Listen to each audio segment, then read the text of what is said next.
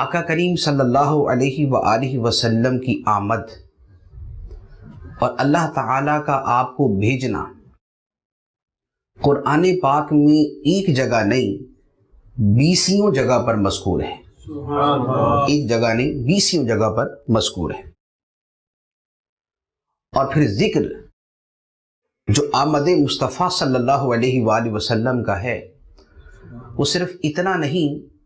کہ محمد نام کے ایک صاحب دنیا میں تشریف لائیں، بلکہ حضور کی آمد یا حضور کو بھیجنے کا جو تذکرہ ہے وہ کسی جگہ کسی شان کے ساتھ بیان ہوا، کسی جگہ کسی شان کے ساتھ بیان ہوا، کسی جگہ کسی مرتبے کے ساتھ بیان ہوا، کسی جگہ کسی وصف کے ساتھ بیان ہوا، کسی جگہ کسی لقب کے ساتھ بیان ہوا۔ اور ہر جگہ حضور کی وہ شان، وہ عظمت، وہ مرتبہ اور وہ مقام آنکھوں کو ٹھنڈا کر دیتا ہے۔ اللہ تعالیٰ نے ایک جگہ ارشاد فرمایا، بھیجنے کا تذکرہ کرتے ہوئے ارشاد فرمایا وَمَا أَرْسَلْنَاكَ إِلَّا كَافَّةً لِلنَّاسِ بَشِيرًا وَنَذِيرًا، کہ اے محبوب ہم نے آپ کو کیسا بھیجا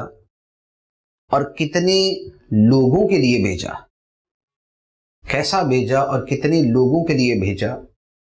اگر پچھلے نبیوں کو دیکھیں تو ہر نبی ایک امت کی طرف، موسیٰ علیہ السلام بنی اسرائیل کی طرف، عیسیٰ علیہ السلام بنی اسرائیل کی طرف، زکریا و یحییٰ بنی اسرائیل کی طرف، وَإِلَىٰ ثَمُودَ أَخَاهُمْ صَالِحًا، صالح علیہ السلام قوم ثمود کی طرف، وَإِلَىٰ عَادٍ أَخَاهُمْ هُودًا، اور ہود علیہ السلام قوم عاد کی طرف۔ ہر نبی وَإِلَىٰ مَدْيَنَ أَخَاهُمْ شُعَيْبًا، شعیب علیہ السلام کو مدین کی طرف۔ تو ہر نبی کو ایک قوم کی طرف بنا کے بھیجا، اور جب سارے نبیوں کے نبی تشریف لائے تو سارے انسانوں کی طرف رسول بنا کے بھیجا۔ ارشاد فرمایا وَمَا أَرْسَلْنَاكَ إِلَّا كَافَّةً لِلنَّاسِ بَشِيرًا وَنَذِيرًا، اے محبوب ہم نے آپ کو تمام کے تمام انسانوں کے لیے رسول بنا کے بھیجا ہے، بشیرًا ونذیرًا، خوشخبری دینے والا، ڈر سنانے والا بنا کے بھیجا تمام انسانوں کے لیے، تمام کے تمام انسانوں کے لیے۔ اور پھر صرف انسانوں کے لیے نہیں بلکہ ارشاد فرمایا وَمَا أَرْسَلْنَاكَ إِلَّا رَحْمَةً لِلْعَالَمِينَ، اور ہم نے آپ کو سارے جہانوں کے لیے رحمت بنا کے بھیجا۔ عرش ہے یا فرش ہے، شرق ہے یا غرب ہے، انسان ہے یا جن ہے، فرشتے ہیں یا اللہ کی کوئی بھی مخلوق ہے، جو ما سوی اللہ ہے، جو اللہ کے سوا ہے، اللہ کے محبوب سب کے لیے رحمت بن کے دنیا میں تشریف لائے۔ اور ایک جگہ فرمایا تبارک الذی نزل الفرقان علی عبدہ لیکون للعالمین نذیرا، بڑی برکت والا ہے وہ خدا جس نے اس کتاب فرقان کو اپنے خاص بندے پر نازل فرمایا تاکہ یہ بندہ نذیر بن جائے، رسول بن جائے سارے جہانوں کے لیے،